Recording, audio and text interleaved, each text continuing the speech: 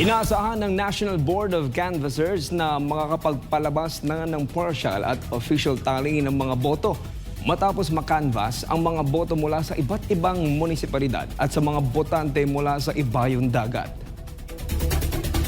Noong Martes, 58 Certificate of Canvass o COC ang natapos ng NBOC.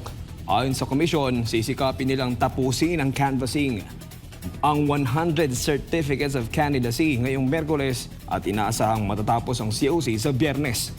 Nasa 175 COCs pa ang kailangang makanvas bago ang proklamasyon ng mga nanalong kandidato.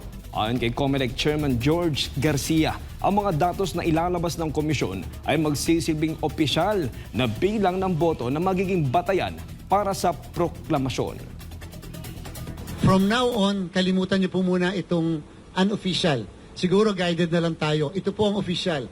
Kung ano ang mangyari, sabihin, makita sa National Board of Canvassers, ito po ang final na data na pagbabasihan ng proklamasyon. Hindi po yung mga nakikita natin sa iba't ibang entities. Bagamat, yung po ay mapagkakatiwalaan natin kasi galing po yan sa mga server na meron po tayo. Bago magtapos ang linggong ito, posibleng makakapagproklama ng ang poll body ng mga nanalong kandidato sa pagkasenador at party list. Isang hakbang na magsisilbing tanda ng mabilis na pagtapos ng canvassing. Isang bagay na mas pinabilis ng komisyon kumpara sa nakaraang halalan. Yung po mga nakakaraan, 2 linggo yung canvassing. Sobra pong 2 linggo talaga yon. Minsan nga po yung nakakanvas kahit second day na ganito, minsan 3 lang. Tapos mamaya 3 na naman. Tapos sa mga susunod na araw, ganon. Ang bubuhos yung mga pang-4, pang-5 araw. Ngayon po, kung nakita nyo, kahapon 58.